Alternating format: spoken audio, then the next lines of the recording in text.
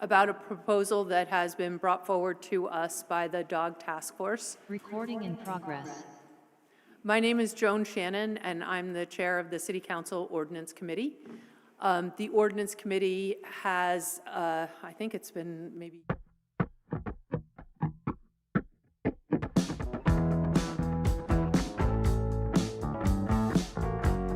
has finally started reviewing the recommendations of the Dog Task Force report.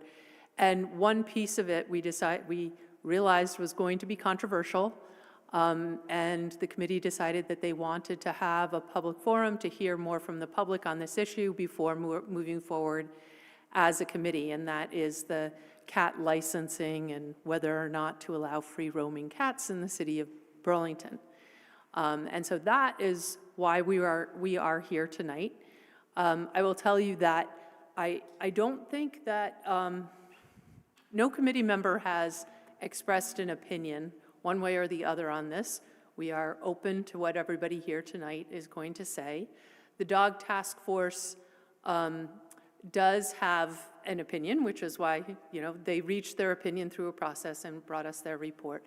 And tonight we have Lori Kettler here with us, who's going to present on behalf of the Dog Task Force, my fellow committee member, Becca Brown-McKnight, and we are awaiting our other committee member, Gene Bergman, who I'm hopeful will be here. Here we go.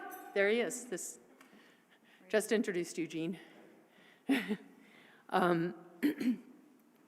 So most likely people who are coming to speak to us tonight, we do appreciate, have a strong opinion one way or another on this issue. And we've already heard quite a lot over email from people about how they feel, and that's been very helpful to the committee, and we will review all of that in our deliberative process. We're not going to be deliberating or deciding anything here tonight.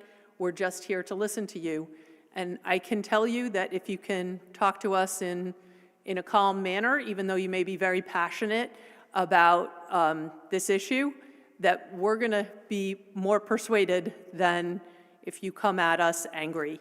And I understand that sometimes people are angry because these are emotional issues. I also know that some people don't think the City Council should be wasting their time on this, because we have seen that in quite a few emails. They feel that there are more important issues. We are addressing this because this was a community concern. The committee addressed it in what's called the Dog Task Force because we asked them to look at cat licensing. And we asked them to look at cat licensing because we were seeing issues with cats in the community, the front porch forums around the city, and in fact, front porch forums around the state, cats are an issue. And for that reason, that is why we are looking at this. And it is not that we're looking at this in lieu of looking at other concerns in the city. We do intend to do both. So we're going to start off with an introduction from Lori about the committee and just the key points that were the recommendations of the committee. And then she's going to, I actually have on this brief informal agenda that we're going to do a video. We're actually going to do the video after we hear from the speakers, only for about 3 minutes each.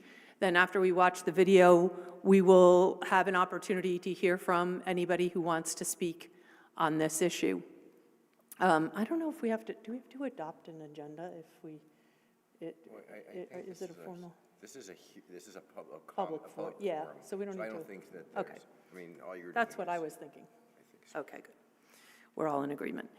So I will now turn it over to Lori, and thank you so much. The committee spent a lot of time, a lot of thought, and delivered a very thorough report. So I want to thank you for all of your work and the other committee members, Lori. Thank you very much, and thank you for that introduction. And thank you, everyone, for participating in the hearing. I'm just going to give a very brief overview of the three CAT recommendations that the committee that the task force made, and a very brief outline of our reasoning for those, and then the experts are going to speak in more detail about those concerns. As Joan mentioned, the first two recommendations have to do with requiring cats to wear identification and also to be registered with the city as dogs are. And the main reason that we made those recommendations was to facilitate the reunion of cats who might be lost with their owners or cats who are injured so they can get vet care quickly, and also for community health and public safety issues to make sure that cats that are outdoors are properly vaccinated. So those are the main thoughts of the dog task force that drove those two particular recommendations. The recommendation to prohibit cats free roaming was made for three reasons. The first reason has to do with the cats themselves. Indoor cats live much longer than outdoor cats do, and there are a host of problems and injuries and terrible things that happen to them, so that's the first reason. The second reason was their impact on wildlife. They have a devastating impact on birds and small mammals and reptiles in particular. And the third reason was just for community, for the safety of public health and safety of the community. And so our experts are going to address those concerns in a little more detail. But I wanted to say first that these are not anti-cat ordinances. They're actually pro-cat ordinances. And I hope by the end of the presentation that everyone will understand that. And the second point I wanted to make is that these ordinances are right in line with what I think is this community's and the city council's desire to do what we can to lessen the impact or the devastation on our natural environment, which includes wildlife. So with that, I'd like to introduce our first speaker, and that is Grant Sizemore. He's the Director of Invasive Species Programs at the American Bird Conservancy and runs their cat program. Grant? Thank you, Lori, and honorable committee members, thank you. My name is Grant Sizemore. I am speaking today on behalf of American Bird Conservancy and our members in Burlington and throughout Vermont. I hope that my testimony today can provide a little context to the discussion about cat policies. As background, I'm a certified wildlife biologist. I've worked on cat ecology, management, and policy for over 12 years, and am a recognized expert in this field. So I want to start by saying that cats can make wonderful pets. I'm a cat owner myself and have been most of my life. These animals can be affectionate, playful, quirky companions, but we must also recognize that cats in the environment have consequences. Cats were introduced to North America by people, and this has resulted in significant harms to birds and other wildlife.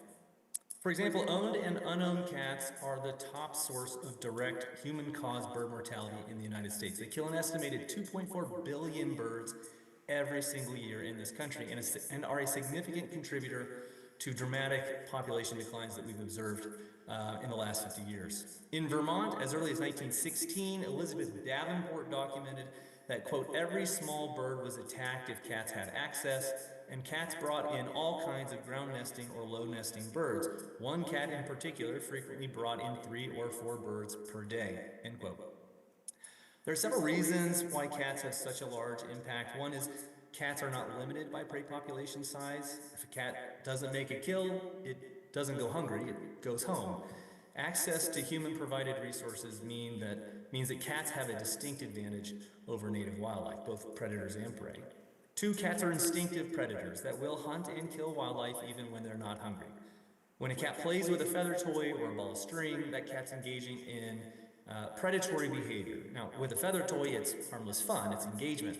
But when it's a hermit thrush, the state bird of Vermont, or American robin, or ruby-throated hummingbird, that same behavior is fatal. And even with specialized wildlife rehabilitator care, 80% of cat-attacked birds still die.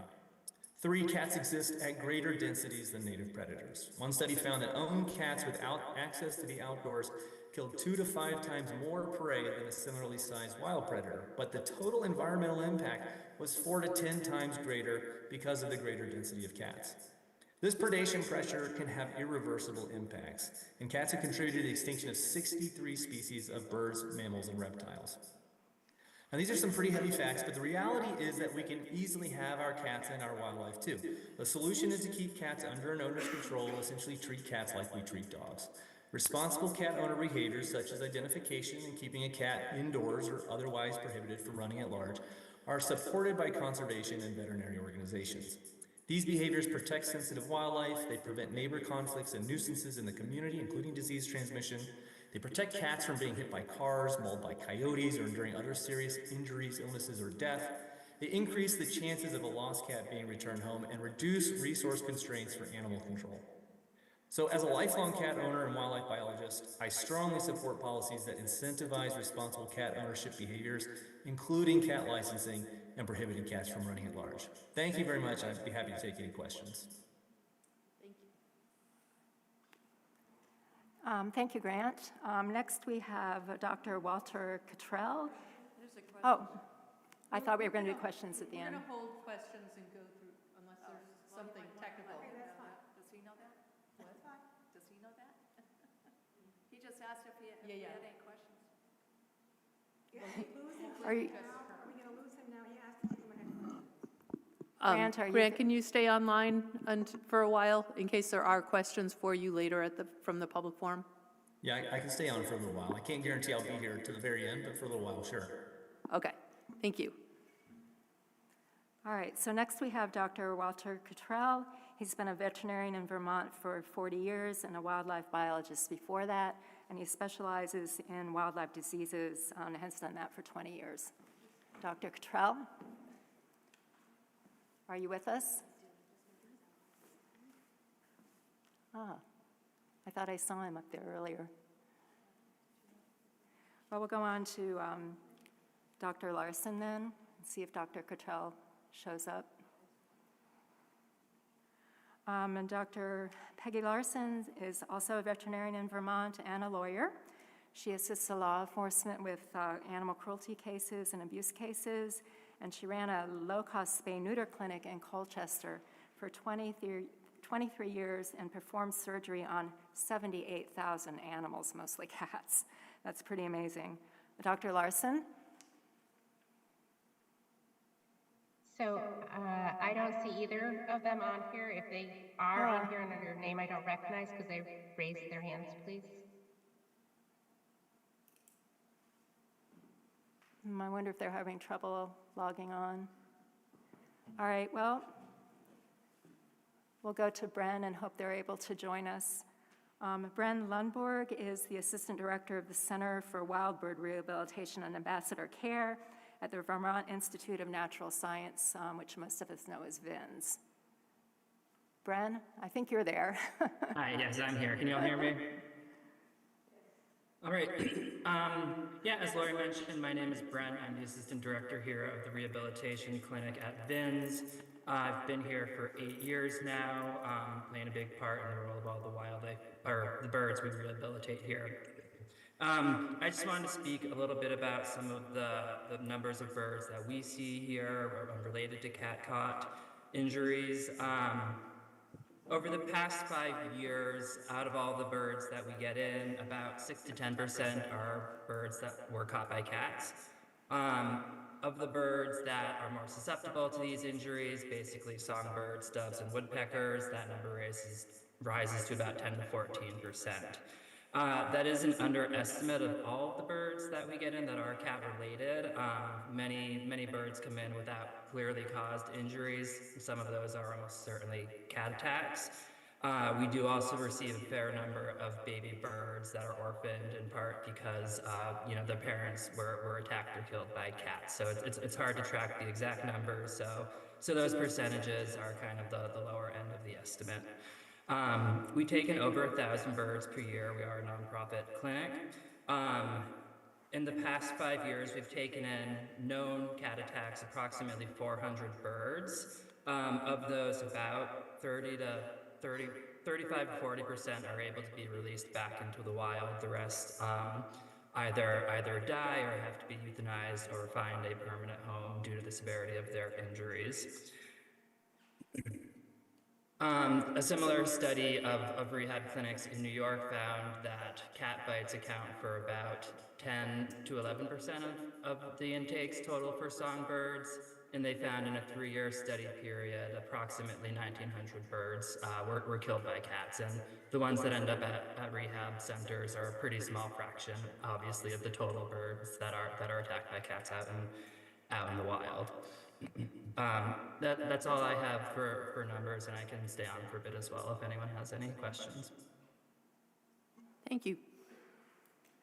So Dr. Cottrell and Dr. Larson are both telling me that that they're not able to get on to the Zoom link that was in the agenda.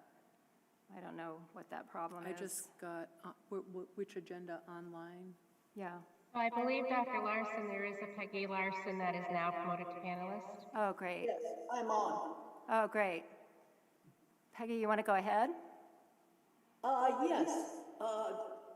I'd like to just cover a couple of things. Any animal, any cat that's allowed to run loose is in danger of getting harmed, whether it's from a car, whether it's from other wild animals, whether it's from the weather. Sometimes there are chemicals like antifreeze and lawn chemicals you put on lawns that are dangerous to cats and humans. Some people just hate cats and they'll do anything. I remember a case where a cat was nailed to a garage door by some kids that hated this cat. So I'm all in favor of keeping these cats indoors. I think it's much safer for them. I work with the police on animal abuse cases, and most of the hoarders that have cats get them from their cats that they pick up in the street or cats that they find in ads saying, I need a home for my cat. So there's a lot of things to be really careful about there when you own cats, and the best thing you can do is keep them inside. The other thing is, too, I'm not in favor of cat collars. Cats climb trees, they climb under the hoods of cars, they climb fences, they can easily get those collars caught in something. I would rather see a cat microchipped. It's much safer for the cat to do it that way if the cat should happen to get out. Let's see, is there any other questions that you'd like to ask? No, we don't have questions right now. No. I think we still don't have Dr. Cottrell, I guess. Okay, I'm not going to open this up to public forum, but if there are a couple questions just for these experts, why don't you come up to the microphone here? Yeah. This one here. And just state your name. Sure. My name is Nina Dahlstead-Buzz. I do know that cats kill a lot of birds, and I hear a lot about this, but Oh, wait 1 second. Apparently your mic's not on, Nita. I'm concerned about the number of birds that are killed by cats, but what I have read, and which no one seems to ever mention when they talk about this, no one ever seems to mention this, but my understanding is that there are almost as many feral cats in the United States as there are cats with homes, and that feral cats are responsible for the vast majority of the bird kills. So no one says when they state these figures. So I read from the Cornell Bird Lab, Cornell University Bird Lab, estimates 69% of birds that are killed by feral cats, not house cats that have been let out. And I've seen estimates as high as 90%. Could one of you please address that and your understanding of this statistic? Thank you. Thank you. If I can go ahead and jump in. Thank you for the question. Yes, that is correct. So the study that Cornell cites and that I cited earlier is from Loss et al. It came from the Smithsonian Conservation Biology Institute and U.S. Fish and Wildlife Service. They estimated that, and as I mentioned, owned and unowned cats kill about 2.4 billion birds in the United States every year. The range is 1.3 to 4 billion. And they estimated that 69% of that predation or that bird mortality comes from unowned cats. Now that's not just feral, they classed it as stray, feral, and barn cats, if I remember correctly. So 31% of that comes from what would classically be considered owned cats. Now, 31% of 2.4 billion birds is still a heck of a lot of birds. And if you were to break out owned and unowned cats, those would still be the top two categories for direct human-caused bird mortality in the United States. Thank you. Okay, yep. And again, we're only taking questions for the panelists. Go ahead. My name is Lynn Eisenbray. My question is regarding the collars for cats. I agree, collars don't work. I found them in our yard, as a matter of fact. So my question is it possible to do banding? Because I believe that for people wanting to claim their cats, if we don't have access to anybody who could do the x-ray and find out who's got the chip in it, can we band them just like birds or other wild animals are banded to actually sort them through? Because in the dog report, that licensing and tagging are both very important, but we need a visual, because if police or dog catchers or people who are concerned are going to find these ferals or strays or missing cats from their homes, they need visuals. That's my question. Thank you.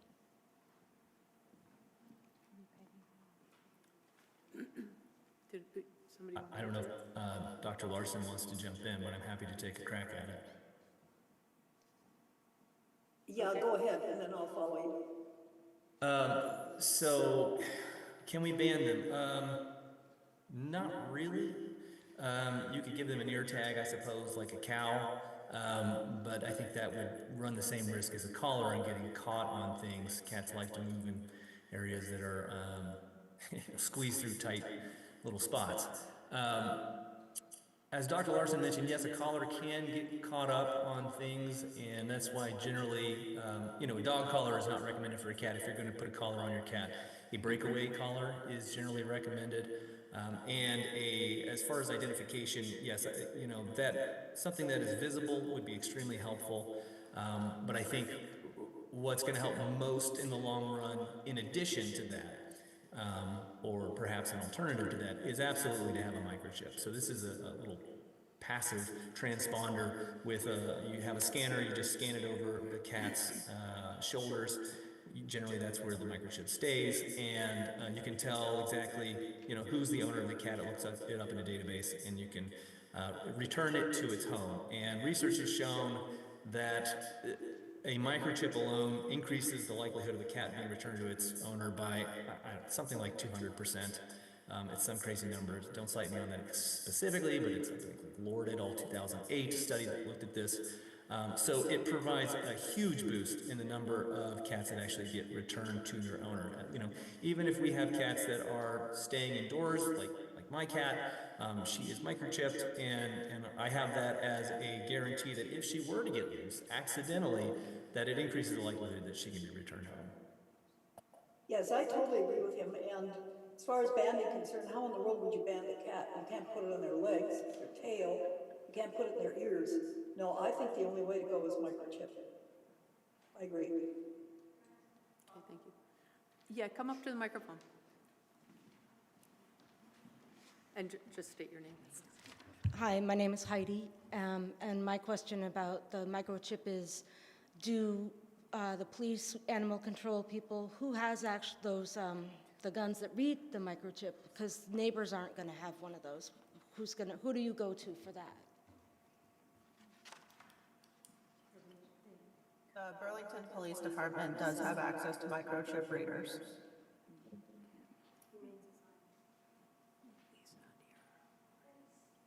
Very frequently, a veterinarian would have a microchip reader also. You can purchase one for yourself if you were so inclined. Okay, thank you. I think that we're having... You have a question for one of the panelists? Yep, come on up. I have a couple questions, so if it pleases the committee, I'd like to remain here at the podium, but I'll keep it to under 3 if that's okay. You want to what? Just ask all of them and then? Yeah, yes, Yeah, if that's okay. great. Thank you. So we've heard some data here about the incidence and the number of bird fatalities. I'm just curious, do we have any local data about how many birds have been brought in to veterinary due to injuries sustained by cats? So I can speak for VINs and the numbers of birds that we take in. In the past 5 years, we've taken in approximately 400 birds that we know were caught by cats directly. The total number is certainly higher, just given the number of birds that we get in where we don't know exactly what happened with them, or for birds who are orphaned because their parents were killed by cats.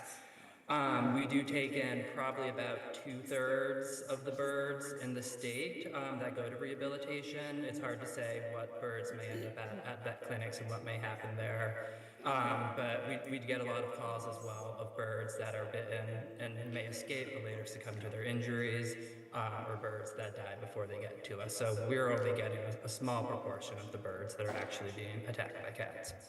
Thank you for that information. That was certainly helpful, but it did not answer the question, so I will ask it again.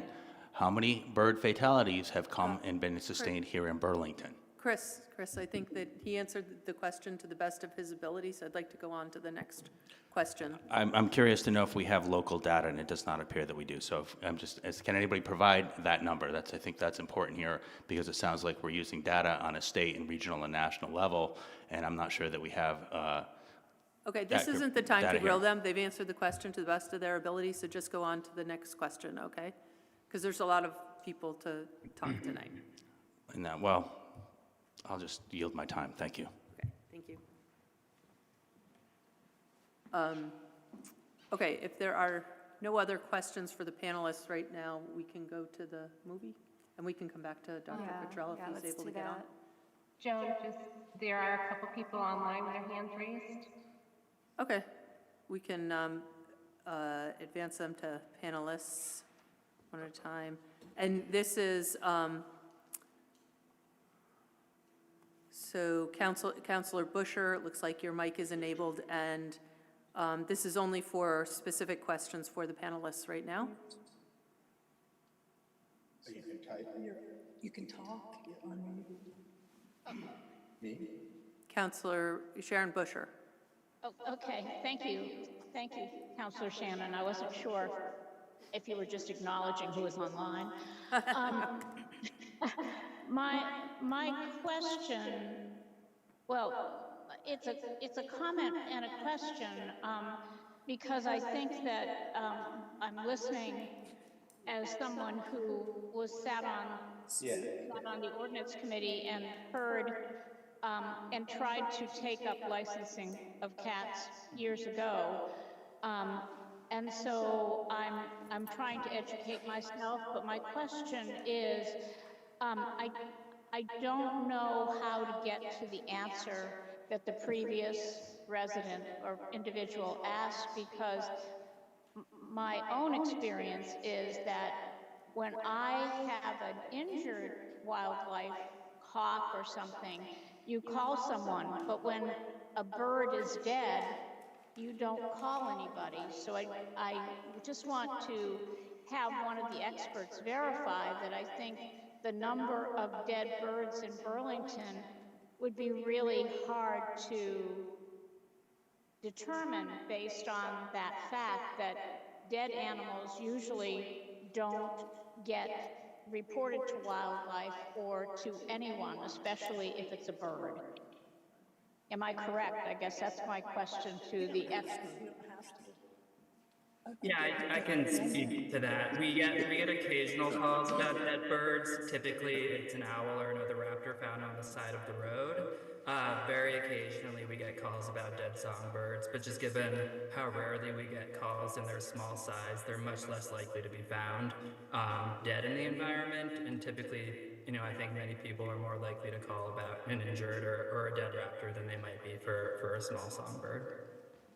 Thank you. Councilor Shannon, can I ask the veterinarian a question, because I don't know the answer?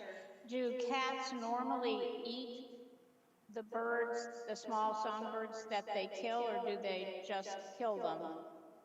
Well, it kind of depends. If it's a feral cat and they're looking for food, they certainly would devour the bird because it's food. But as far as for pet cats that are, fed appropriately, it's unlikely that they might eat the bird. Sometimes it's their instinct to go after and kill. And so it's possible, especially for a known cat, that they may not eat the bird. Thank you. Might I make a quick comment to that? No. I don't know if this is No. appropriate. No comments right now, only questions for the panel, please. I'd like to jump in and just provide a little data to that question. Yep. There was a study, this is for owned cats, so owned cats, they're indoor, outdoor, plenty of food, water, shelter, all that.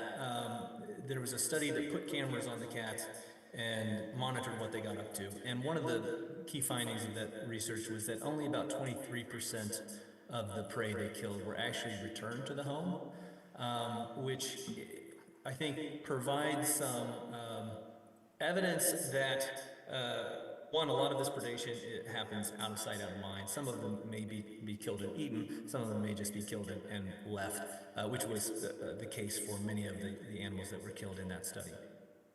Okay, thank you. We have some other people with their hands raised. Emily, your microphone is enabled, and if you want to, you need to turn on your microphone. Hi, this is Emily Ryan. Are you able to hear me? Yes. Yeah, I have a few questions. Well, really, just basically, I'd like to say I'm a lifelong cat owner and have two cats now that are 16. They're inside, outside cats. They're rather spoiled and well fed.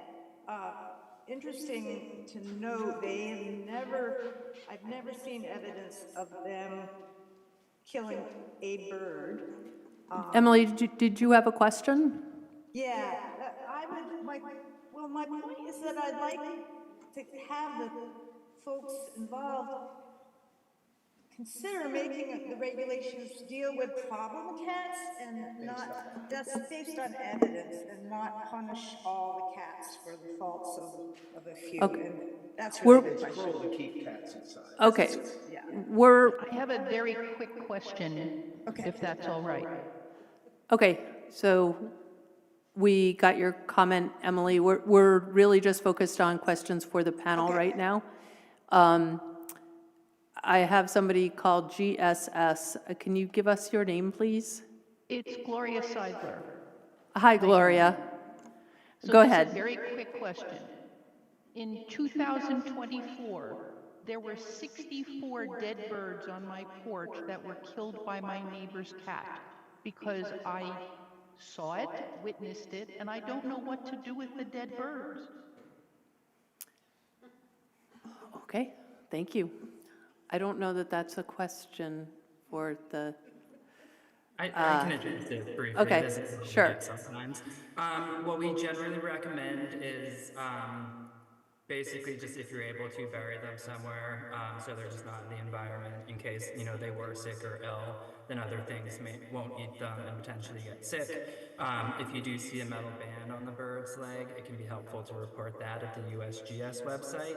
Obviously, with any dead wild birds, you want to be careful and make sure you're wearing gloves and being careful that you're not exposing yourself to any diseases or illnesses. But our general recommendation is essentially bury them if you're able to and willing, or at least make sure they're not near roads where other scavengers, may be at risk of getting hit by cars in the process of scavenging them. Okay, great, thank you. And thank you, Gloria. And we have Amanda. Amanda, you can enable your microphone now. Okay, can you hear me? We can. I just have a follow-up question to Chris's question. I think maybe clarification that maybe some people that maybe want the experts can address. I'm wondering, is there a reason to think that Burlington would be an exception to the data or numbers or statistics that is seen elsewhere in other cities or counties or states? Like, does Burlington have fewer cats, fewer owned cats, fewer feral or stray cats, like because of the good work of organizations like Queen City Cats or other organizations? are there species of birds or other wildlife or lizards that are less likely to be eaten in Burlington? So I'm just wondering, if there's, to give that context. I don't know if that's helpful. Anyone want to answer that question? If there's anything unique about Burlington or different about Burlington that would make us different than the more global statistics that you have cited? I'm not aware of any local conditions that would accept Burlington from the normal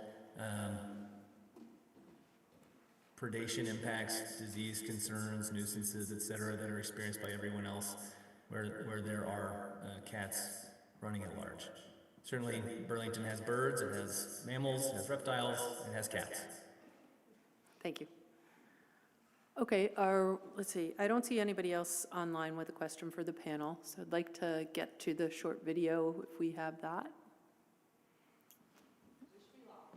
Okay, thank you, Cindy. While she's pulling that up, this is an excerpt from a longer video by one of the premier, never mind. Well, for most folks, it only takes them a single breath to answer that.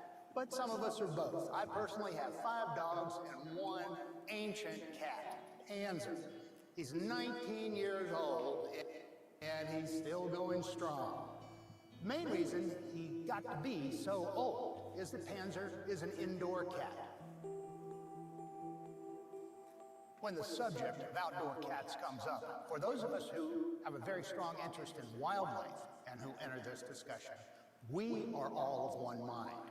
Outdoor cats take a terrible and devastating toll on wildlife.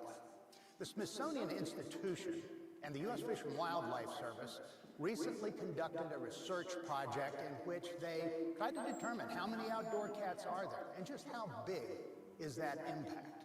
What they found is there are an estimated 164 million outdoor cats. Now, a little less than half of those are truly feral cats, cats that are not owned by anybody, ones that are probably not socialized. Maybe they were born in the wild and will spend their whole short lives in the wild.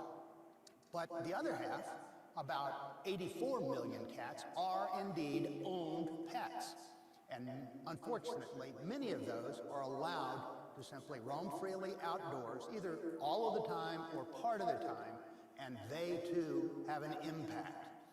A lot of people want to say that the cat is, for all intents and purposes, a wild animal when it's outdoors. But that is not true. Cats are not wildlife. Yes, killing for them is instinctive, but they don't perform in the environment as a natural predator. They don't control their population based on the prey base because the cat doesn't have a specific prey base like natural predators do. For foxes, as an example, if the rabbit population goes down, the population of foxes go down. Not so for the cat. They kill indiscriminately. They'll kill anything that moves. Not because they're hungry necessarily, but because they're cats. Cats in the wild are killing machines. Between 2000 and 2010, we had admitted about 21,000 patients here to the Wildlife Center of Virginia. What we found is that cat attack was the second leading cause of injury to the mammals admitted to the Wildlife Center. It was the 4th leading cause of injury to all of the birds admitted here. The more disturbing result was that of all the mammals that had been attacked by a cat, and these are confirmed attacks, these are ones in which somebody saw the cat with the animal, the mortality was over 70%. For birds, it was even worse. If a cat touched a bird with tooth or claw, there was an 81% chance that bird was going to die, even in a state-of-the-art, professionally staffed wildlife hospital. So if you rescue a bird or a small mammal from your cat and set it free and think, I've saved its life, you need to think again. That animal may have run away or flown away, but if the skin is broken, it's almost guaranteed that animal is going to die. Now, what about the narrative that, oh, my cat doesn't hunt? I never see it kill anything. The University of Georgia developed a fascinating research project in cooperation with the National Geographic Society. They called it Kitty Cam. As the name suggests, it involved placing tiny digital cameras on collars around the necks of cats. Now, these weren't feral cats. These were owned cats, pet cats, that were simply allowed to live outdoors part of the time. Each one of those tiny cameras would document the travels of the cat, the activity of the cat, its interaction with other cats, but most importantly, it recorded it every time a cat would kill a wild animal. Not only what it was, but what happened to it. What they found is that in 77% of the cases, the animal was either eaten on the spot completely or left where it was killed, and the cat would simply walk away. It's no wonder the owners don't know or don't believe that their cat harms wildlife.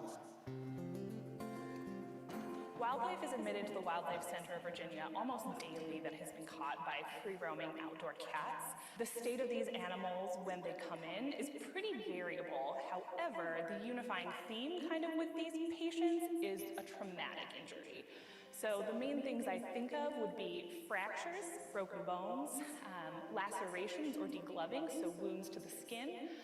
Punctures are really common as well, so cats have sharp little teeth that can penetrate deeply into the muscle and skin of these patients. And the worst one we probably see would be considered herniation. What that is whenever the cat catches the animal, it makes a traumatic injury to the body wall, a hole in the body wall basically. And what can happen in that case is the insides of the animal can come to the outside, which is often life-ending for those species. A cat's mouth is full of bacteria, and anytime that mouth comes in contact with another animal, the bacteria in that cat's mouth is able to be transferred onto that patient, whether that be into a wound or even into their bloodstream. When those bacteria are able to go into a wound and into the bloodstream, they're able to cause really severe infections, either locally at the site of that wound or systemically in the bloodstream throughout the animal's whole body. As a wildlife veterinarian, the amount of suffering I see daily caused by free-roaming outdoor cats to wildlife is immense.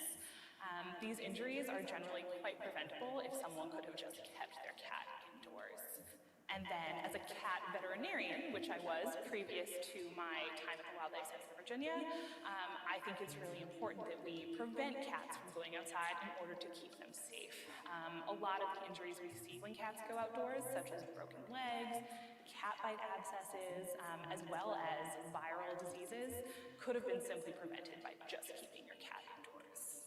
Lastly, as a cat owner myself, I feel it's really, really important to keep my cat indoors to prevent her from suffering any sort of injury or illness that she could have occurred by going outside. Well, I serve as the state public health veterinarian with the Virginia Department of Health. And a big part of my job is educating people about and monitoring for zoonotic diseases. Zoonotic diseases are the infectious diseases that both people and animal can become infected with, and it's estimated that they make up about 6 out of every 10 infectious diseases. Well, cats are very popular pets, and they can make great companion animals. It's important to remember, though, that cats that roam freely outdoors are more likely to become infected with a zoonotic disease, which in some cases can harm them, and then can also make them a source of infection for people and other animals. 2 examples of zoonotic diseases that cats can carry include rabies and toxoplasma. Toxoplasma is a parasite that can be found throughout the United States and can actually infect many species of warm-blooded animals, including people. Cats are really important to the life cycle of toxoplasma, and one cat, if infected, can shed millions of toxoplasma eggs into the environment, and these eggs can last in the environment for months and even years. Ultimately, managing free-roaming cat populations should be done in a way that promotes animal welfare, public health, and environmental stewardship, with the goal of having all cats under responsible ownership. There are many things that you can do to help with the problem of the overpopulation of cats, and in particular, outdoor cats. Obviously, the easiest thing you can do is if you own a cat, keep it indoors. Spay it or neuter it so you're not contributing to the population explosion that happens in too many communities. If you want your cat to spend some time outdoors enjoying the fresh air and sunshine, consider building them a catio, like a gazebo for a cat. There are many designs from the lavish and palatial to something really basic and inexpensive. Cats love them, wildlife loves having the cat confined, and your cat will be safe from the dangers that it can find out of doors. The impact of cats on wildlife is a human problem. You can be part of the solution. Great. Thank you, Cindy. Thank you, Lori. And I understand we have Dr. Cottrell. Yes, I think, Dr. Cottrell, are you on now? Dr. Cottrell? He needs to turn on his microphone. There we go. To my surprise, I am on. Please go ahead. That was a remarkable presentation, and it almost is hard to improve upon it or even contribute to it. I would like to say that I am very much in favor of a ban on free-roaming cats. The case has been made, but it is true that they are genetically compelled, indiscriminate predators that target a wide variety of smaller species, particularly birds, small mammals, amphibians, and reptiles. To kill is a programmed response to exposure to prey.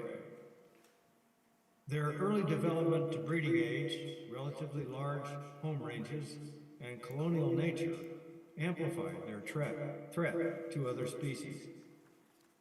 Their breeding strategy of repeated estrus during a large portion of every year enhances their reproductive capacity and therefore their threat to those species. Of the domestic species, unvaccinated cats and free-roaming cats are the most likely to contract rabies. As the case has been made, they're also a very important part, a critical part, of the life cycle of toxoplasmosis, another zoonotic pathogen that exhibits sexual reproduction only in cats, and then the infectious stage is shed in the cat feces. I cannot emphasize my support more than this for a ban on free-roaming cats. It is the ecological, it is the physiological thing to do, and I hope that the city, in its wisdom, agrees. Thank you. Thank you. So thank you to all of our panelists who came today, and thank you to Lori. So I think we can go to our comments from members of the public, and we do have actually quite a lot of people online. If those online would like to, we're going to take Burlington residents in the room first, and then we will go to Burlington residents online. After that, we'll go to non-Burlington residents in the room and then online. So I will start with people who have signed up in the room, and if those online would like to speak, if you can start raising your hands, that would be helpful. So our first speaker in the room, what do I feel like? Looks like there are more people who are signing. Okay, and you can just, when you sign up, you can just put your forms on the table. The blue forms are for Burlington residents, the pink forms for non-Burlington residents. Yeah, examples, but you can see them. Our first speaker is Lynn Eisenberry.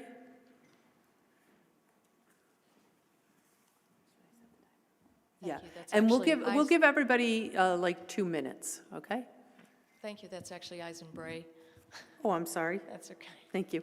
Happens a lot. So thank you for the specialists who came to talk, and I also want to thank all of you. And for me, I want to really thank Carol Odie and Ali Dang, because I had communicated with them for several years, so I am an advocate for having control and monitoring of cats.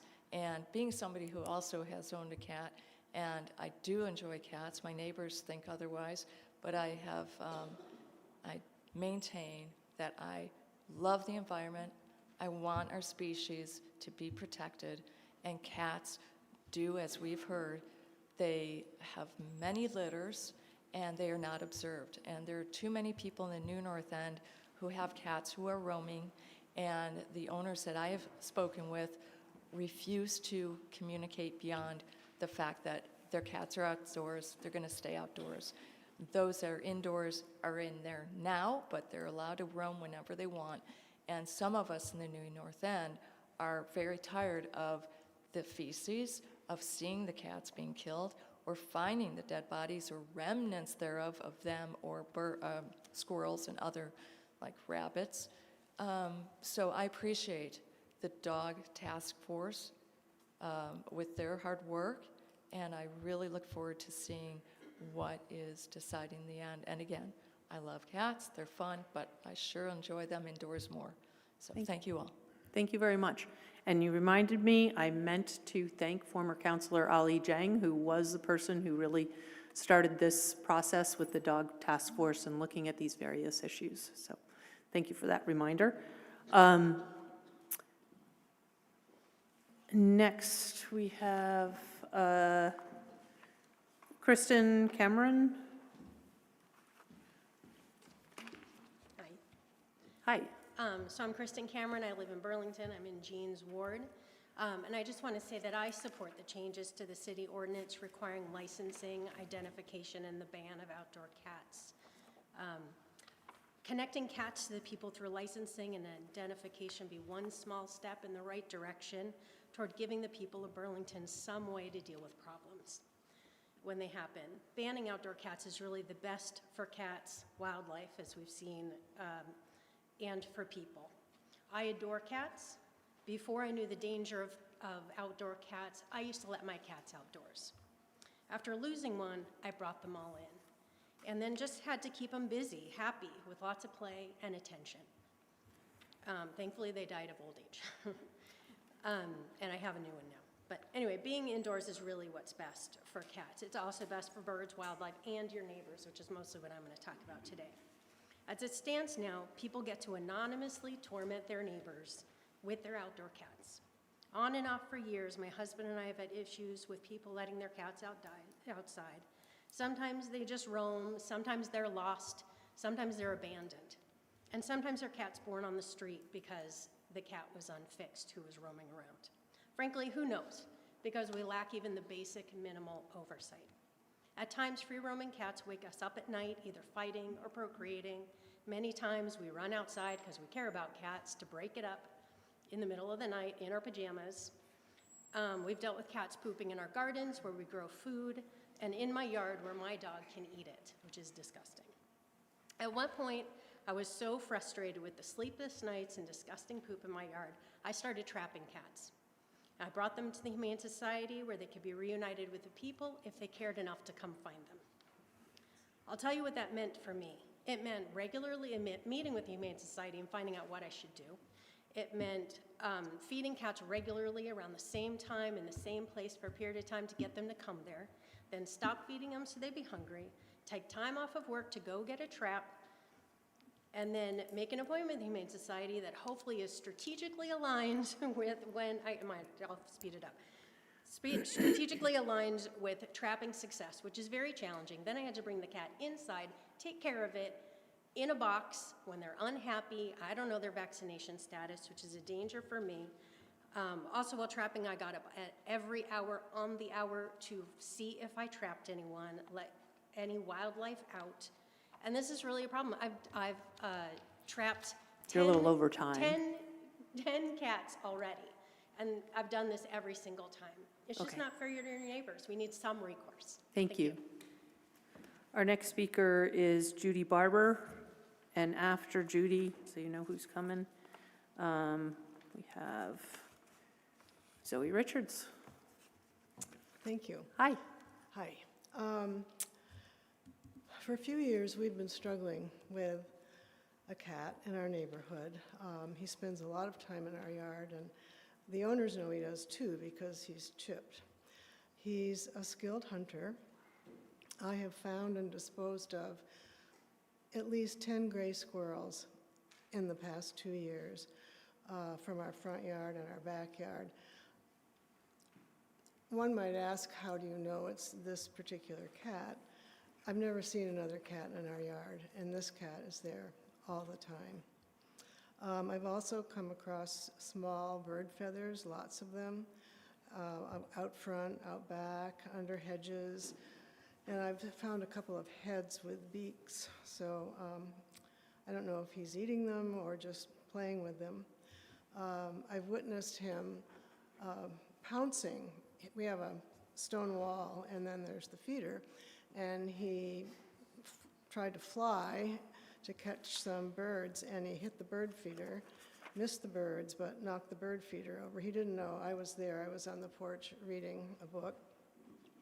We've spent considerable time and money on some plastic deterrent mats. They don't harm the cat, but they deter because of the little spikes. But he's very clever. It would be a really good idea to have an ordinance that would protect the wildlife and the visitors to our backyard. Thank you. Thank you. We're refining our system. We're going to show you this 30 seconds when your time is almost up to give you a little bit of warning. Next, who did I say? Zoe, right, thank you.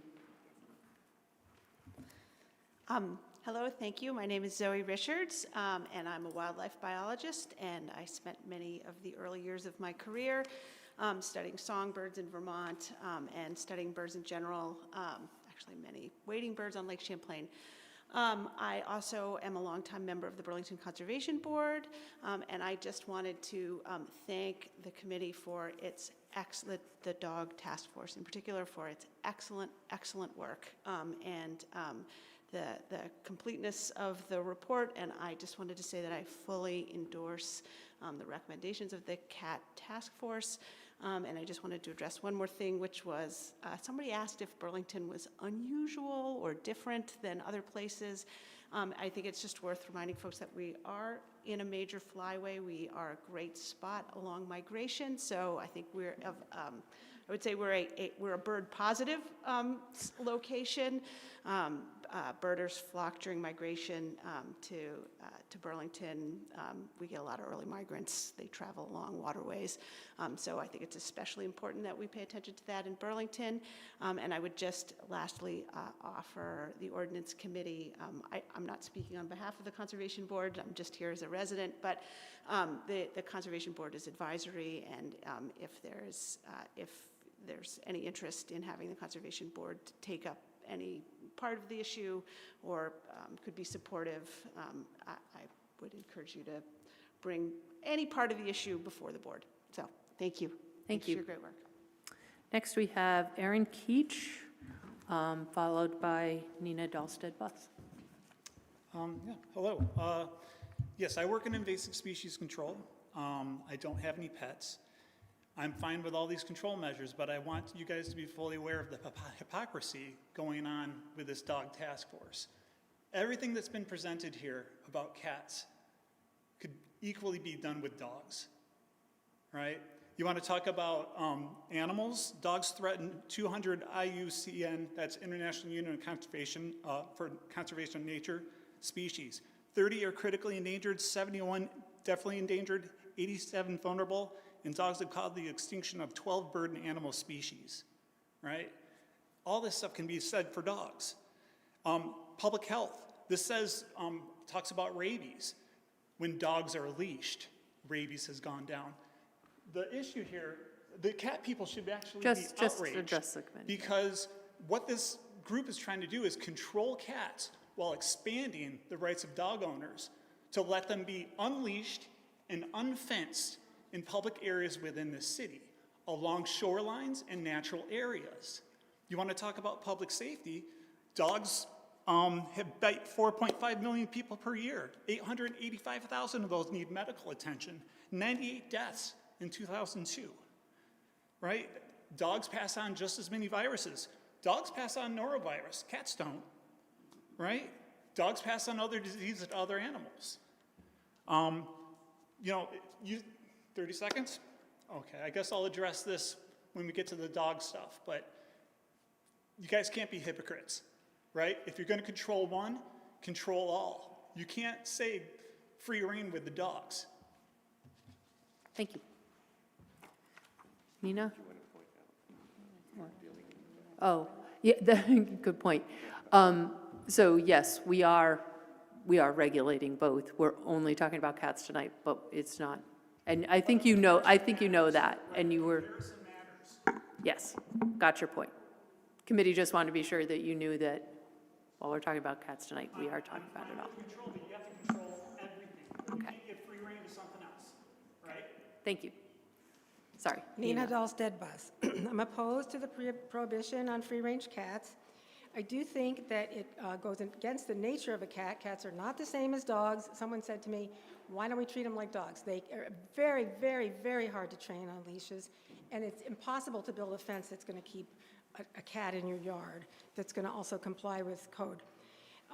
We've heard really big concerns about it being risky for cats and that they kill birds. It probably is riskier for cats. It's also riskier. A lot of things that humans do are risky. We go skiing, we go boating, we go swimming. Sometimes we have injuries, sometimes we die. I am convinced that if my cats could choose between a short life outdoors and a long life indoors, I am convinced that they would choose the shorter life outdoors. So we all take risks. And I vaccinate my cats. I don't let them out at night. None of them have died prematurely. Of course they kill birds. It's very unfortunate. It makes me sad. I'm lucky my cat doesn't do it very much, even based on the 23%. He brings back 1 a year. So based on those statistics, maybe he kills 4 in a year. I'm sorry that he does. However, we've established that far more birds are killed by feral cats, far more, 69 to like 89%, the statistics vary, are killed by feral cats. So we are not going to address this issue unless we plan to address feral cats, and no one has talked about that. If we don't address feral cats, we're going to still have a lot of these problems. The yowling, howling, and prowling that cats do at night is primarily feral cats. Okay, so prohibiting the indoor cats from going outdoors is not going to solve these problems. Focusing on feral cats would be more difficult, for sure, but would be much more effective at actually addressing the concerns. I'm not opposed to licensing cats and requiring vaccination and neutering. That's very important, and my cat is chipped as well. But what about all those ferals and strays? So exactly how is this going to be implemented? Will all cats without tags be picked up? What then? Who's going to take care of them? How will we know if they have a guardian? Where will they stay in the meantime? And how much will all of this cost? I urge the City Council to focus the city's resources on other pressing issues and forego any new regulations on cats. Whew, okay. Thank you. Next we have Heidi, and I'm not sure your Nepven. And then we have Bane of my existence. Deborah Lyons. It's nephew. I just messed up spelling it out. EU. So don't worry about it. So I'm just to follow up on what do we know about feral cats? I know this is an ordinance about the owned cats, but I think that we really, we need to think about what about feral cats, because there are colonies all over Burlington, and those cats can also be infecting our owned cats. So I really think that this needs to be a little broader in terms of, if we're going to pay attention to cats, let's pay attention to all the cats. And on another note, I really think we do need licensing, because I was bit by a cat this summer, and I had to have rabies shots because nobody knew where the cat came from. Couldn't find the owner. So there's no way to follow up when something like that happens. All right, thanks. Thank you. Deborah Lyons. We're also going to have a sign to let you know when you're at time. Really, really getting this down now. Oh, great, you're starting that with me? I'm sorry.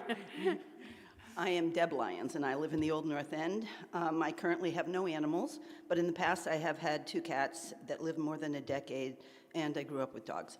So these 2 sibling cats I had were indoor cats. Unfortunately, Max ran outside and was hit by a car. Jenny lived until she passed of natural causes. I am in favor, thank you for all the research, of creating an animal control position. I think that will be money well spent. In general, I'm in favor of requirements that will hold animal owners and their guardians responsible for their pets. I'm in favor of annual registration because when I had cats, I considered it my responsibility as an owner to vaccinate and neuter them and take them to the vet. So I think registration requirements will help validate that other owners have taken on this responsibility too.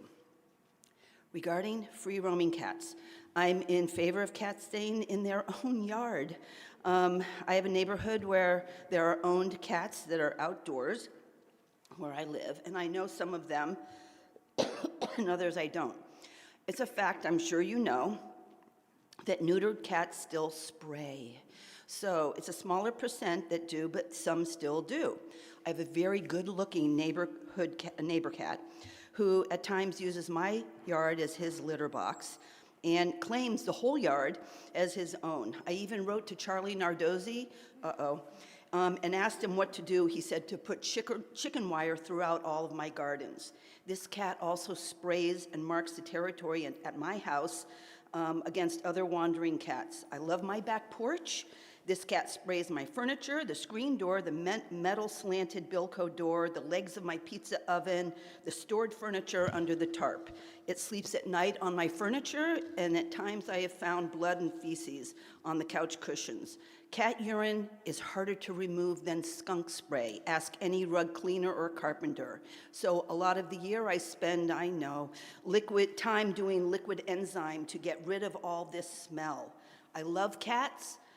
I don't love their spraying, so go ahead and pass this because it needs to happen. I can't stand cat spray smell. Thank you.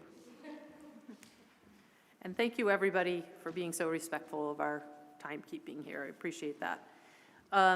Catherine Simchich? Yes. So I am Catherine Simchich. I am a cat owner. I used to be a bird rehabber in a place where animal control took the wording of what we call the leash law, that animals must be under owner control to include both dogs and cats, which was lovely. I had many fewer cats in my yard. Right now I have 4 neighborhood cats that I do not own in my yard. Some have collars, some do not. One of them was caught, one of the ones with a collar was caught on somebody's security camera the other night being chased by a bobcat. As a bird rehabber, I knew people who did studies in great horned owl nests where they would go up into the nest to band the great horned owls and would find little belled and jeweled cat collars in the nests. So cat collars are great for identifying cats, but not for keeping them safe necessarily. And as a collar and bird story combined, I, as a rehabber, got a nighthawk in one time whose wing had been virtually ripped off by a cat. And I was never, unlike some of the other rehabbers who spoke tonight, I was never able to heal a cat-caught bird. I could deal with electrocution and hit by train and West Nile virus and barbed wire and shot and everything else, but all my cat-caught birds died. I was on my way to go put down this bird, and I saw a dead cat in the road. And I thought, okay, I can do this. And so I pulled over and I moved the cat, and then I discovered that it had a collar, and I thought, okay, I can do this. Put it in my car, looked at the collar. It took me a while to find the address, and I drove around this neighborhood crying hysterically as I've got this dead cat and a dying bird in my car. This poor woman had some crying stranger show up on her doorstep at 9 o'clock at night, and I said, there is no easy way to tell you this. I said, I just found your cat in the road. And she thought I was the kindest person for coming to tell her, and could I give her a hug and that whole thing. She had just moved. Her cat had gotten out that afternoon. It had never been out before and got hit by a car. So I am super in favor of this ordinance to keep both birds and cats safe, and there's the story that shows it all. Thank you. We have one more speaker in Contoys. If you... Yeah, Chris, that's fine, if you want to just put your form on the table. So 2 more speakers in Contoys, and then we'll go to Burlington residents online. Mary McGinnis. Did I miss anybody who signed up and I didn't call you? Okay. Hi. Hey, I'm Mary McGinnis, and I'm from the Old North End, and I've had several cats and dogs throughout my life. And I think I just want to say, I think my household is transitioning to having our cats be indoors because we had a terrible accident with our cat that we don't know what happened, but his back leg had to be removed. But just suffice to say, I think when I read this ordinance and how it was worded, it scared the shit out of me. So I am just asking you to be thoughtful. Cats are really different than dogs. They're not the same. And collars obviously don't work. I was afraid that, you know, one of our indoor cats, like who's now a tripod, would get out by accident and somebody's gonna pick him up and bring him down to the jail or wherever they go. And it scared us. And I just want you to know that the language in the ordinance is extreme sounding to me. And again, we are a household that's transitioning, that we do, you don't have to, I don't argue at all with the safety around keeping a cat indoors, but many of us can't for whatever reason, or we're in a transition period, and we don't want it to get worse, that's all. Okay, thank you. Chris. Guess we're going to use the podium tonight. Yeah, I just wanted to say thank you to the presenters here. It's certainly a great opportunity to have a very fair and balanced panel and hear about all the different perspectives here and the data that's been presented. You know, I think I would say that I echo a lot of the comments that apparently you've heard from folks via email about our priorities here in the city. You know, as we sit here tonight and have this hearing, to remind everyone that there are several hundred people that are living outside in tents because they have nowhere else to go. We have a substance use crisis here in our city. We continue to have public safety challenges, and yet we're talking about licensing of cats here. And recognizing the impact it would have, I have 3 cats. They're all vaccinated, they get annual exams, and they are microchipped. They grew up in their formative years in a more rural area where they were able to go outside and free roam and engage in traditional cat activities such as the hunting of small rodents and other pests, which, you know, as we've heard from a number of the experts, is within their nature. And so when we sat down with the cats this weekend to talk about them, they said that they felt that this was not only an attack on their freedom, but it was also an attack on their way of life and their culture. And one of my cats, Tormund, was curious to know is, as some of the other speakers have alluded, are we going to allocate funds for cat parks here in the city so that cats can go out and roam and, you know, do the things that cats like to do? So I think that in the grand scheme of things, I'm just flummoxed and perplexed that this is like even a conversation that we're having here. And I would hope that we can direct our focus to dealing with some of the more serious issues in our community. Thank you. Thank you. We're now going to go to our online speakers. What? Oh, we can't show them, put the timer online? Kim, do you have a timer you can put online? We can work on that, and for our first speakers, we'll just do it manually, and we do. Yeah. But if you can try and just be mindful of your time, and we will start with Jane Henley, followed by Emily Adams.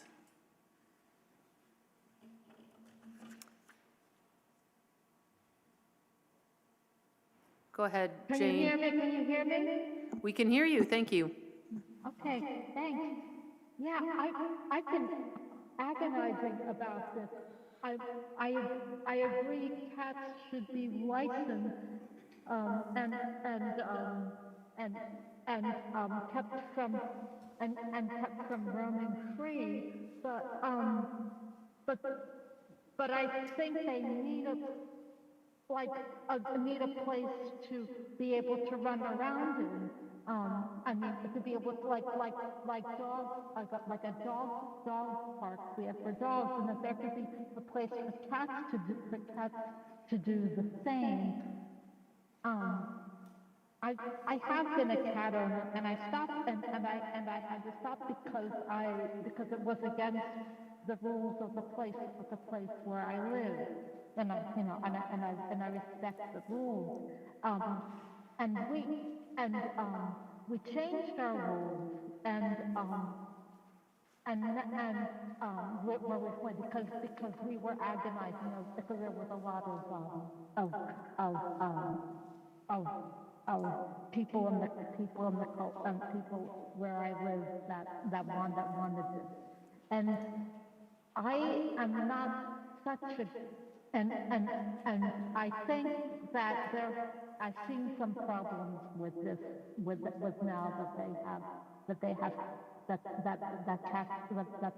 the cats are in our and I live at an a cooperative home.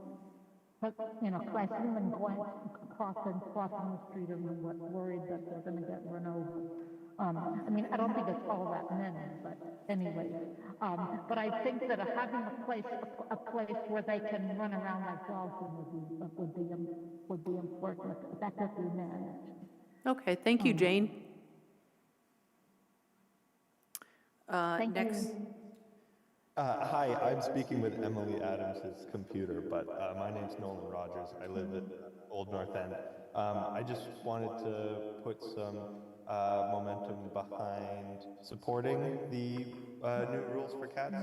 I've grown up with cats, and I'm a big fan, but I think it's great to keep them inside, and if you are going to have your cat outside, use a harness and get them licensed. I think that's totally reasonable. I would also say that I feel a more important issue is focusing on some of those other dog task force outlined suggestions, like the animal control officer, maybe a part-time position, but really focusing on enforcing unlicensed dogs. I think their presentation said that most of the dogs are not currently licensed.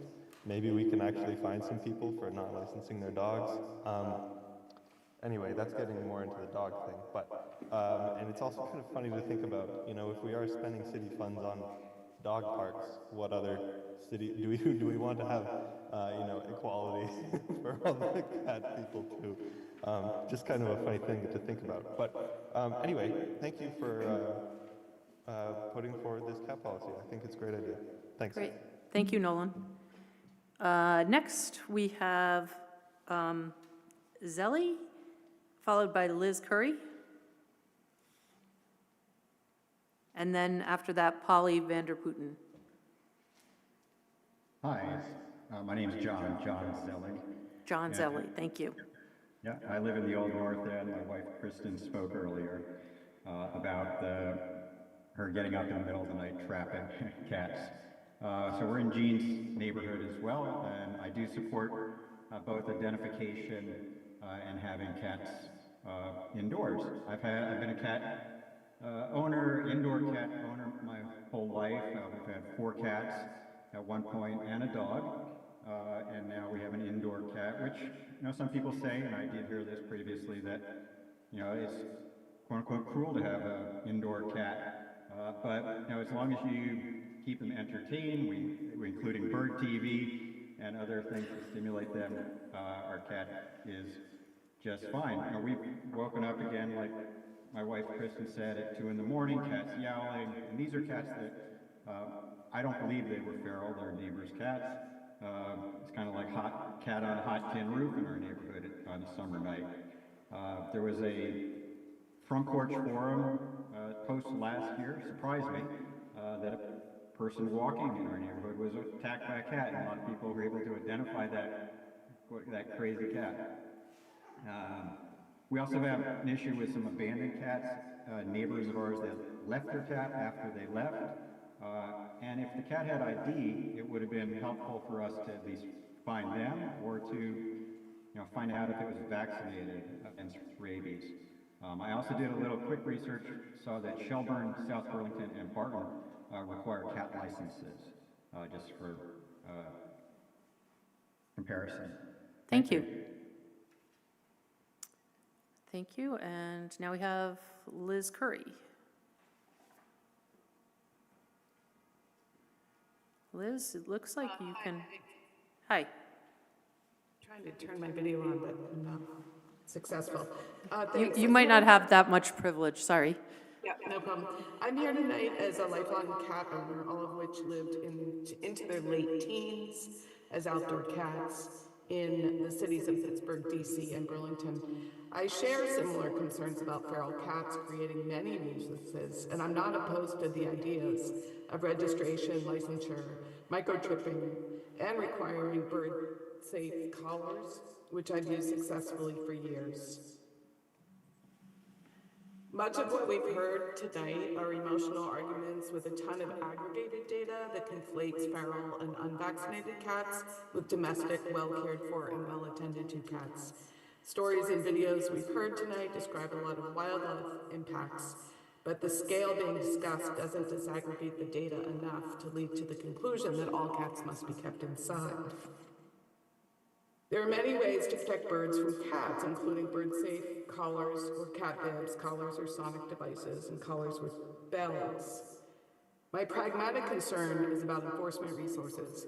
When the city is facing another deficit in fiscal year 26 and the other critical issues that we're grappling with, how will the city fund adequate animal control resources to catch cats and bring them to the Humane Society if the Humane Society will even take them?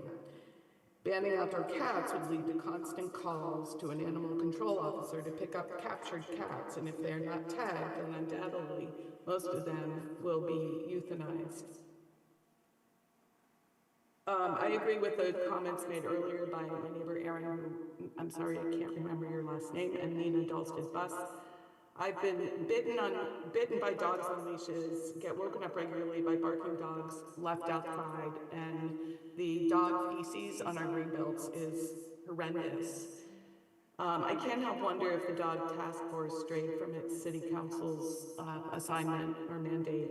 If the dog task force is truly concerned about birds, I think we need to have a serious conversation about banning the keeping of lights on in commercial buildings at night, which is responsible for an average of 600 million bird deaths per year. The other significant... Your time is up, Liz. Okay, thank you. Thank you. We have Polly Vanderputten, followed by, give me one second here. We have, after Polly, we have GSS and then Danny Palermo. Go ahead, Polly. Hi, you can hear me? Yes. Great, thank you. So my name is Polly Vanderputten. I live on Pitkin Street in Ward 2 in Burlington, and I've lived here since 2006. I just want to say that I'm strongly in favor of cat regulations and cat licensure. I have personally been dealing with roaming cats in the neighborhood for a long time, and I am not anti-cat, but I've spent hundreds of dollars on cat preventive measures in my garden and personally witnessed a cat attack on fledgling robins several years ago. We had them nesting in our house, watched each of the eggs turn into little baby birds, and then those birds fall to the ground and the parents trying to feed them and guard them, and I could name every single cat one morning at 5 a.m. when I heard the shrieks of the robins hunting these robins and killing the parents and 2 of the baby birds. So I just want to counter this idea that it is not domestic cats who are doing it. The cats can't help it. The real problem here is the humans who take care of the cats. And I think that's what we're talking about here. Asking the humans who love the cats and take care of the cats to microchip them, keep track of them, take responsibility for them defecating in their neighbors' yards, for them killing millions of birds, for them being a nuisance. And to the point about the dogs, I agree that we've had some problems and there's some exceptionalism. And I would love to see the city kind of take responsibility for that, for dogs that are pooping on the green strip and humans not cleaning up that poop, and for dogs that are allowed to be off leash in places where they are supposed to be. So anyway, I think this is a great move, and I thank the task force and all of the experts who spoke tonight. Thank you. Thank you. Now, I apologize, GSS, I've already forgotten your name. It's Gloria. Oh, it's Gloria, right. Sorry, Yes. Gloria. Sorry, no worries. Okay, you ready? Ready. This is a human behavior issue. This is not a cat issue. Cats are self-cleaning machines. They don't need to be walked outside. They are full with food and they go outside and kill because of instinct. It's the humans that need to take responsibility for cat ownership. The thing is that being tormented by a cat that I know is owned by someone or many cats in the neighborhood is ridiculous. Having to clean up fecal matter, having to clear up these dead carcasses, no one will take me seriously because, oh, well, just put it in the trash. I don't know what to do. If this ordinance will work or if these licensures will work, that's terrific. But there needs to be a shift in mindset. If you are an owner of a cat, it's a different sort of thing. They don't need to be outside killing items, killing all sorts of wildlife. They'll be very happy being the master of the house. Whereas a dog kept inside, unless it's a very tiny dog, I'm not a dog owner, so I can't tell you. I rescued a feral large cat in 2021, all shots, all sorts of things. And this cat is so happy. He stares at everybody from the window. He has lots of running space. He's a huge animal. I've had cats all of my life, and I have never let them go outside. I beseech human beings to take responsibility for these members of their family. Cats belong inside, not outside. Thank you. Thank you. Dani Palermo, followed by Leanne. Thank you. My name is Dani Palermo. I am a Ward 2 resident, and I'm also an animal lawyer. I'm commenting in my own personal capacity in support of the Dog Task Force recommendations tonight.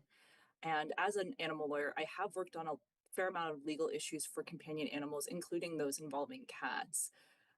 In my own personal capacity, though, I take my companion dog on daily walks throughout the city, and we consistently encounter free-roaming cats outdoors, no matter the season. We are often chased by a particularly territorial cat on Hyde Street as well. I do my best to keep us separated, to keep both my dog and the cat safe. Burlington has many free-roaming cats, so it is difficult to determine which cats are unhoused and which have guardians and who are simply out for their own enjoyment. But currently, social media or physical sign postings are the main ways to determine a cat's guardian status and reunite them with their guardians. But these recommendations will provide basic minimum oversight for cats. If a cat was to get outside, their license tag would help them be returned safely to their guardian. And those who are unlicensed, they may be stray, feral, or abandoned, and licensing will help us, or is a step to help us distinguish them from cats who have guardians. It will also ensure that cat residents of Burlington are current on their rabies vaccines. Cats are susceptible to diseases including COVID-19 and H5N1 bird flu, which can be fatal in cats and can spread these diseases to other animals, wildlife, and humans. Bird flu is on the rise, and so is the risk of infection for cats. Many cats and dogs both enjoy spending time outdoors, but neither should be permitted to roam freely. Prohibiting free-roaming cats saves the lives of cats and protects the community at large. So thank you for your time, and thank you for all of your hard work on this report and recommendations. Thank you, Dani. Next, we have Leanne, followed by Joanne Calise. Yes, hi. My name's Leanne. I live in the New North End. I just want to thank the committee and the task force. I understand this is just one of many issues, but I believe it's a crucially important issue The presentations tonight were excellent. Thank you for putting all this together. I'm supportive of the recommendations of the task force. I'm an animal lover, including cats, and I believe that cats should not be outdoors. We've already heard all the reasons why. So my comment tonight is specific to private property and my rights as a property owner to not have wandering cats in my yard that belong to someone in my neighborhood. I have at least 5 cats of my neighbors. They are definitely not feral cats. They are owned by my neighbors. They are using my yard for their own litter box and killing wildlife. I have seen them attack both birds and chipmunks, and I do not want this, and I have no recourse. With the way things are right now in Burlington. And so I want recourse. I want cat owners to be responsible for their animals. And the only way I see that happening is to keep cats indoors.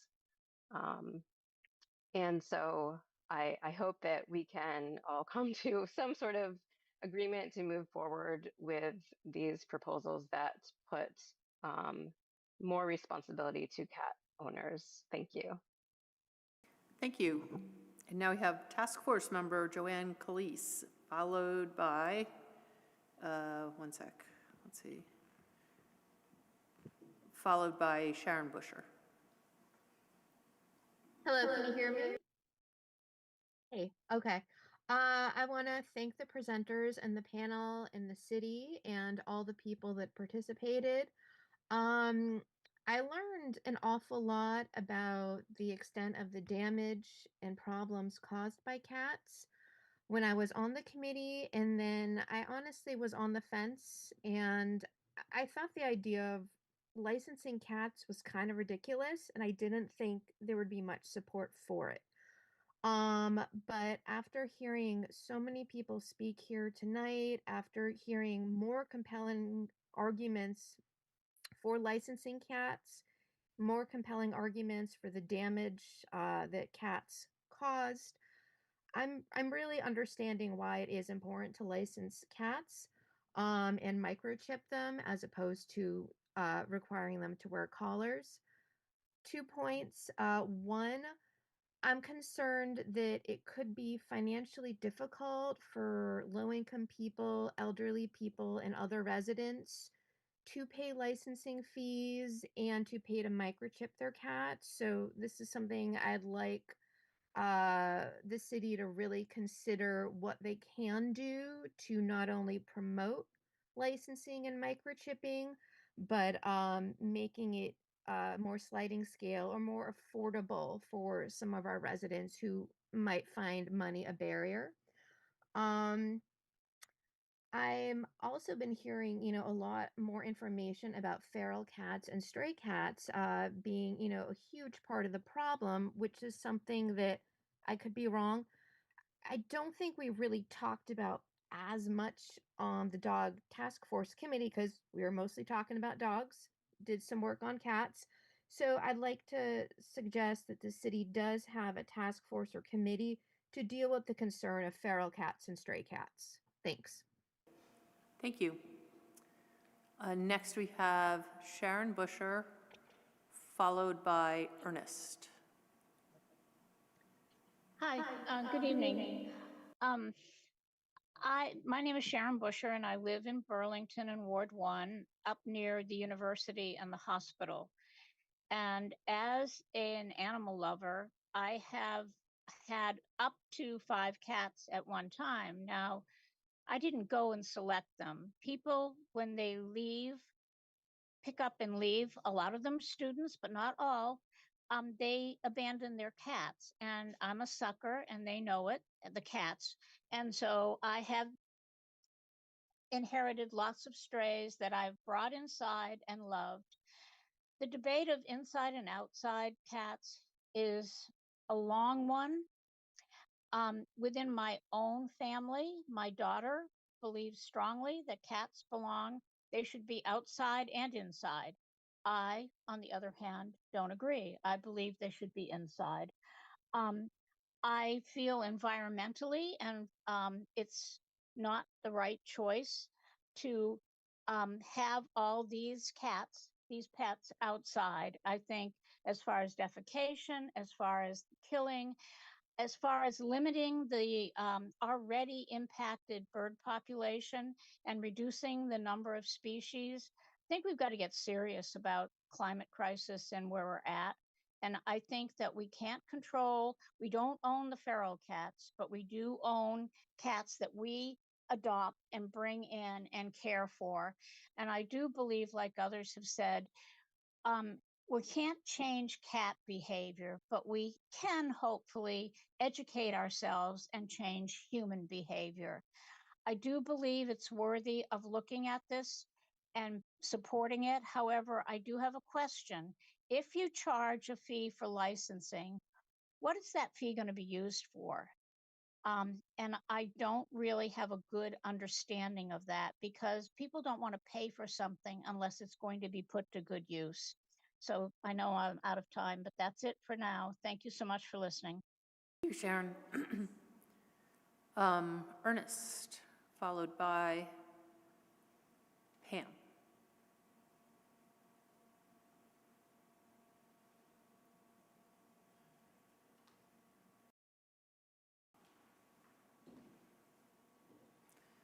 Do we have Ernest?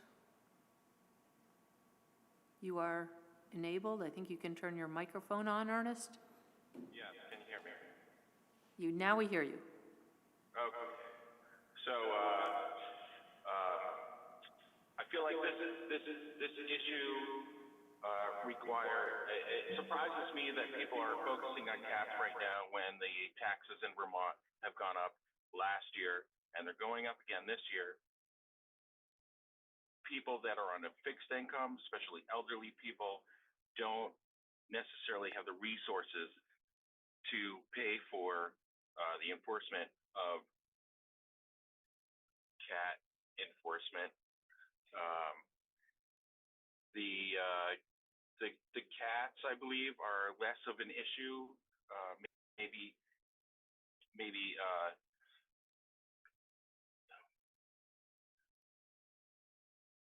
people, houses and windows, they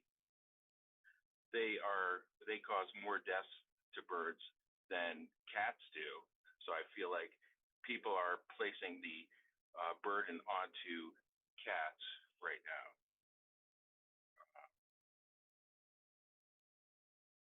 Seems like a frivolous conversation to be holding right now when the taxes are increasing. And the enforcement, how does one enforce cats being licensed? Who's going to pay for that? How does one catch a cat? And then what do you do with the cat that doesn't have a license? Okay, thank you. Next we have, who did I say we have next? Pam. And then Pam is going to be followed by Amelia Hopkins, followed by Dana Dean. Go ahead, Pam. Good evening.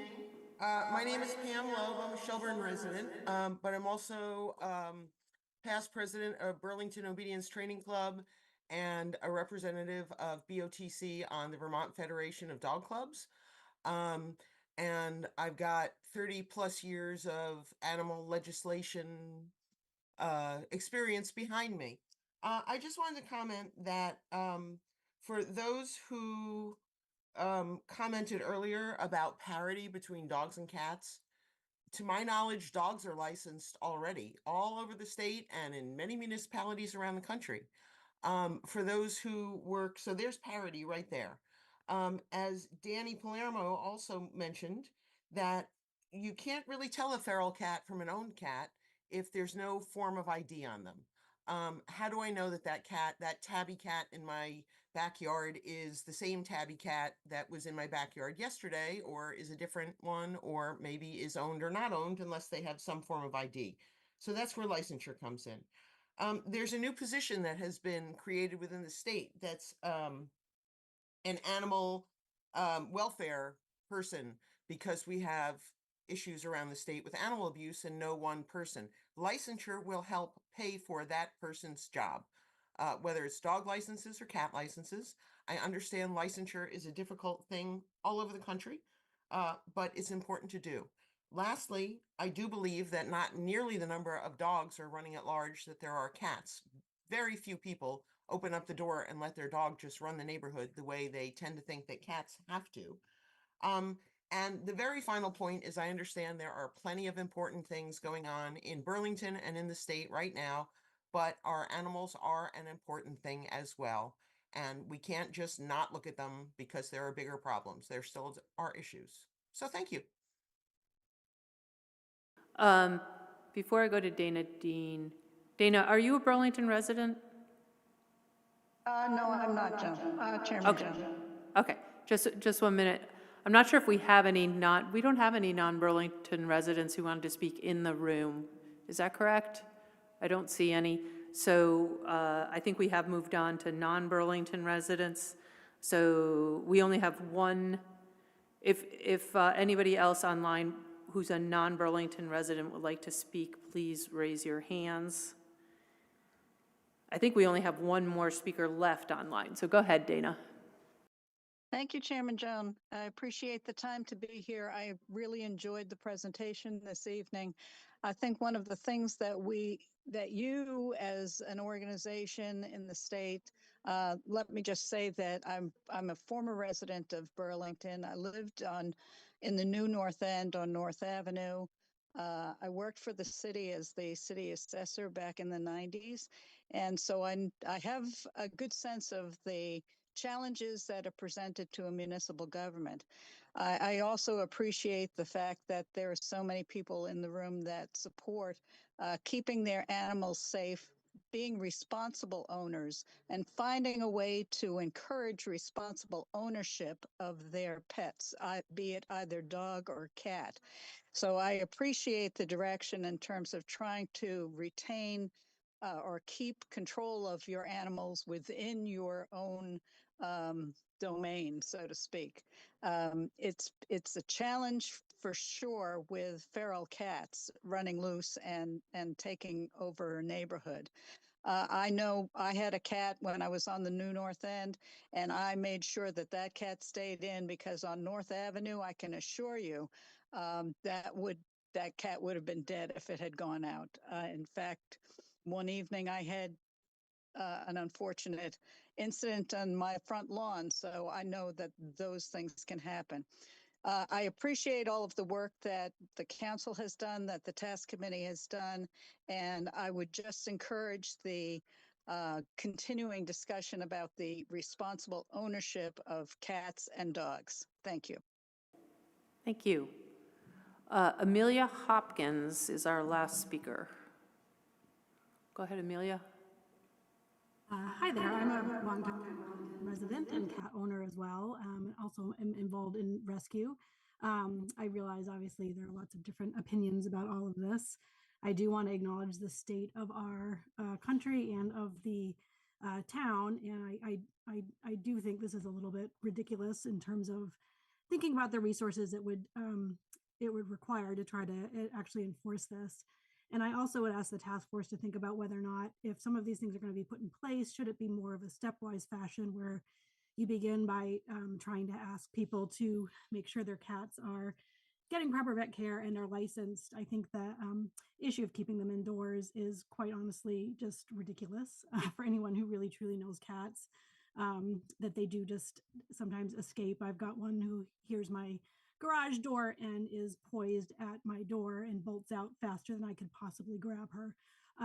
So I just think you will probably end up penalizing those people who do actually care for their animals and get vet care and license them, not address the feral cat population and sort of encourage neighborhood spats between people who say, well, I'm going to call the town on your cat and things like that. So I just wonder if there could also be a stepwise fashion to some of these considerations to the ordinances.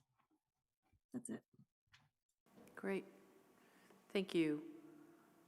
Polly Vanderputten, I see you have your hand up, but you have already spoken. So I am going to bring this back to our committee, seeing no other comments, and just check in to see if our committee had any comments that they wanted to make or any reflections on what we heard.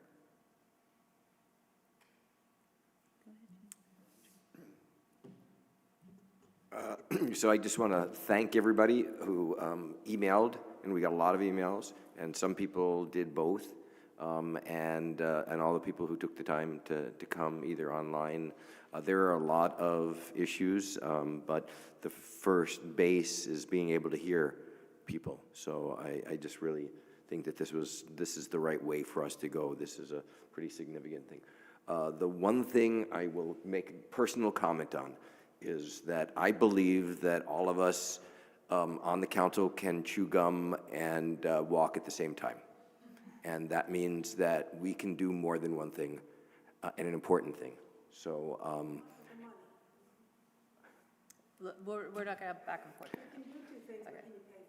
Thank you, Nina. And one day we'll get a chance to debate lots of stuff, but this is not the time that we're going to do that. There are a lot of No, we're gonna. There are a lot of issues that have been brought up on all sides, and I really appreciate them. And I just want to let people know that I'm thinking about them and have been taking notes in terms of the issues that are front and foremost in my mind. Thank you. Thank you. Becca. Hello, I'm Becca Brown McKnight. I'm the counselor for Ward 6, in case we haven't met and we don't have our name tags up today. I'll echo Jean and Joan's comments. I just really appreciate all of this public engagement. You know, it's kind of interesting to me. For all the complaints we're getting about this being a bad use of our time, this is probably the issue that I've heard from people about most. And so I think that tells you something. And I think, hey, if cat licensing is the way that you get activated to participate in your local government, I think that's great. So that's, and I'll address similarly to what Jean said about walking and chewing gum at the same time.